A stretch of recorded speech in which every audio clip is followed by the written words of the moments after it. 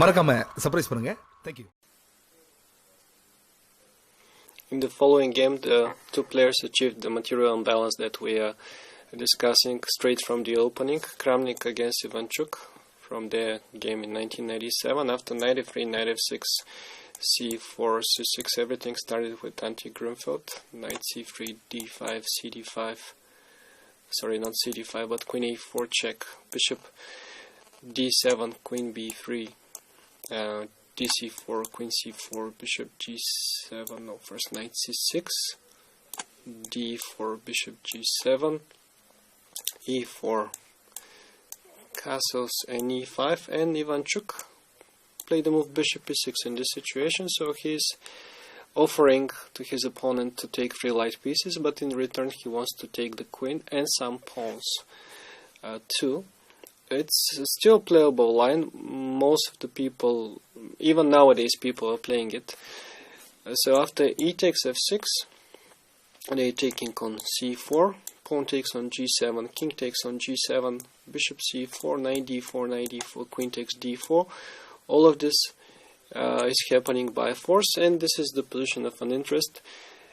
Black is having a queen and 2 pawns for the light pieces. So technically speaking, he should be better because 9 plus 2 is 11 pawns, and white has only 9 pawns for that, and this should be a really huge advantage for black. But in reality, the stronger players prefer to play this with the white pieces.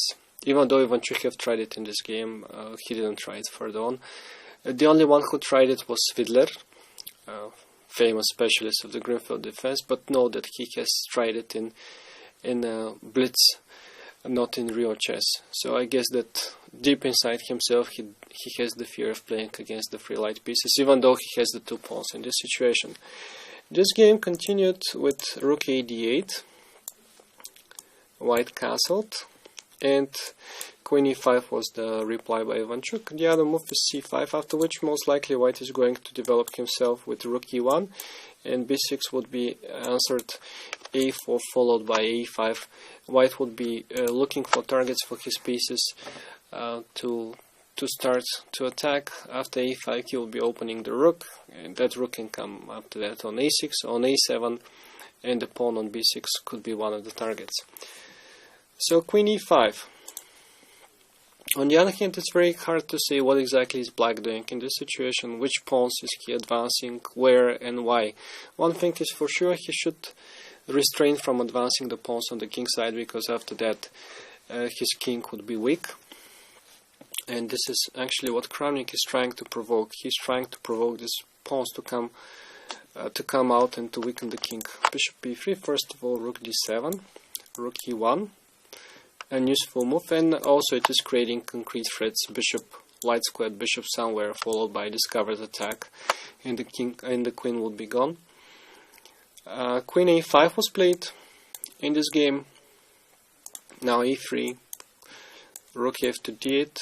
Black is doing the most natural moves. The other thing that he can do is c6 to try to take some squares from the light pieces, but then after the possible b4, queen c7 and rook c1, white is starting to concretely create threats. Knight b5 is one of them, maybe knight a4, and knight c5 he's bringing his pieces closer and closer to the enemy camp. And after a possible queen b8, knight e4, black is completely on the defensive. Even though he has the queen, just have a look where the queen is at the moment. It is not attacking a single thing, and it is defending only the pawn on a7, which is not the kind of a job that the queen is used to.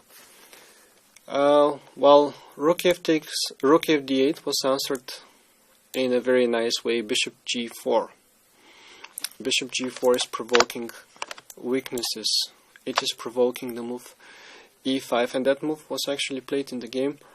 As rook d3 here would be answered with b4, when suddenly the queen, which is such a mighty piece, doesn't really have a square way to go. Just have a look. These 2 squares are attacked. This one is protected. This one is protected by the bishop. These 2 are protected by the knight. Queen e5 is available, but not good because of bishop h6 discovered attack when the queen is gone. and queen a6 is losing the exchange after bishop e2, and this is also not great. Rook and two light pieces are usually much better than the queen, and in that case this is not an exception. So therefore rook d3 is not great. Ivanchuk played f5. He's weakening now the king, and after bishop f3 white is already creating serious problems to his opponent. Say for instance c6 here would be answered bishop f4. Bishop is moving to e5, or maybe the rook wants to come on e5 on many occasions, and a move like king f6 would be answered b4, after which white is dominating all over the board. His advantage is indisputable in that case. Then, if this is strategically very difficult for black, the last thing that he can do, and which he tried in the game after the move bishop f3, was e5. That's also a bit scary for the white pieces. The pawns are seemingly very aggressive, but in reality they want to stay and to stand where they are at the moment. They don't want to go any further, not to be lost and not to discover the king. And here Kramnik went bishop g5, which allowed to his opponent a chance to survive after e4, bishop e2, and c6. Strong move. He is giving part of the material, but he manages to create good control of the position. His pawns are placed in a nice way to fight this bishop.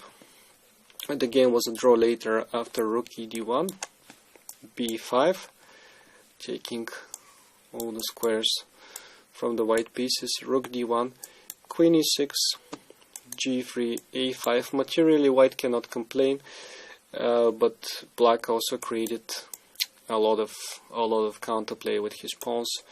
And after rook d3, f2, king takes f2, queen e5, bishop f3, and check. And they have decided to call it a day. Here they agreed to draw. Instead of this, instead of the move bishop e2, instead of the move bishop g5, the logical continuation would have been simply to take the pawn on b7, and that would be the chance for white to get big advantage. After bishop takes b7, a possible f4 would be answered with b4. We know this familiar trick when the small pieces are taking the big fish. The queen on a5 is trapped. Everything is controlled, also the square, all of them under control. The queen has nowhere to go. And if after bishop b7 black tries first to play c5, then after bishop c6, Anand gave a couple of lines to prove white's advantage here. One is rook d6, after which rook b5, a6, and bishop f1 is leading to a very nice position for white. He is about to double the rooks and to start taking the weak pawns, and most likely he is going to win this. His weaknesses cannot be defended by the heavy pieces, as white can always put as many of his pieces to attack them, always one more than the opponent. And in this line after bishop c6, if black tries to counterattack with f4, then the idea is simply to take on d7, of course, first of all, then to move back the bishop, and c4 would be answered simply h3, opening here for the king, and then the idea is to finish the development with rook e2, bishop d2, and bring over the other rook, and once again to start attacking the weaknesses. That line was suggested by Anand, who claimed that white's position is won.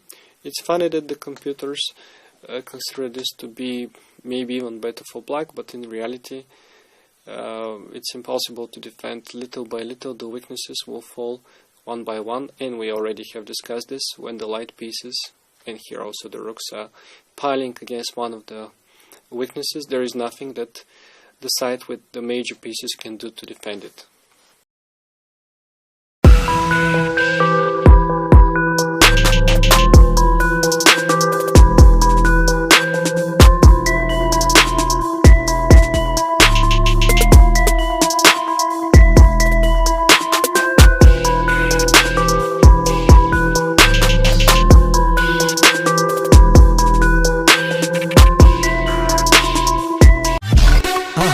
மறக்காம surprise பண்ணுங்க. Thank you.